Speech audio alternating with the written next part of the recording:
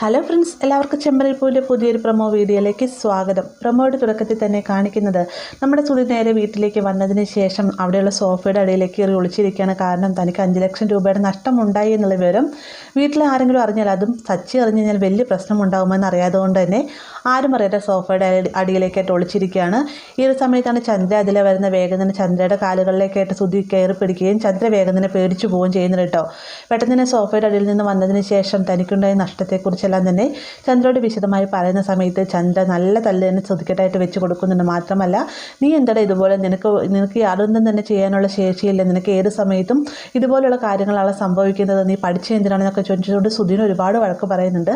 ആ ഒരു സമയത്ത് സുധി പറയുകയാണ്, അമ്മ എങ്ങനെയായാലും എന്നെ സഹായിക്കണം, ഈ ഒരു 5 ലക്ഷം രൂപ എവിടെ നിന്നെങ്കിലും ഒപ്പിക്കാനായിട്ട് അമ്മ സഹായിക്കണമെന്ന് പറയുമ്പോഴത്തേക്ക് എൻ്റെ കയ്യിൽ പണമൊന്നുമില്ല, പിന്നെ എൻ്റെ കയ്യിലുള്ളത് ആകെയുള്ളത് രേവതി തനിക്ക് സൂക്ഷിക്കാനായിട്ട് തന്ന സ്വർണ്ണമാണെന്ന് പറയുന്ന സമയത്ത് സുധി പറയുന്നുണ്ട്, അമ്മ എനിക്ക് തന്നാലും ഞാനൊന്ന് പണയം വെച്ചിട്ട് അമ്മ പിന്നീട് ഞാനത് എടുത്തു തരാമെന്നൊക്കെ പറയുമ്പോഴത്തേക്കും സുധിയുടെ വാക്ക് വിശ്വസിച്ച് തന്നെ ചന്ദ്ര ആ ഒരു സ്വർണ്ണങ്ങളെല്ലാം തന്നെ സുധിക്ക് കൊടുക്കാനായിട്ട് ഒരുങ്ങാണ്. സ്വർണ്ണം എടുത്തോട്ട് പുറത്തേക്ക് ഇറങ്ങാൻ ഒരുങ്ങുന്ന സമയത്താണ് പെട്ടെന്ന് തന്നെ ആരോ കയറി വരുന്നത് കണ്ടുകൊണ്ട് ചന്ദ്ര പേടിച്ച് നിൽക്കാനായിട്ട്. അപ്പോൾ ഇത്രയുമാണ് പ്രൊമോയിൽ ഉൾപ്പെടുത്തിയിട്ടുള്ളത്.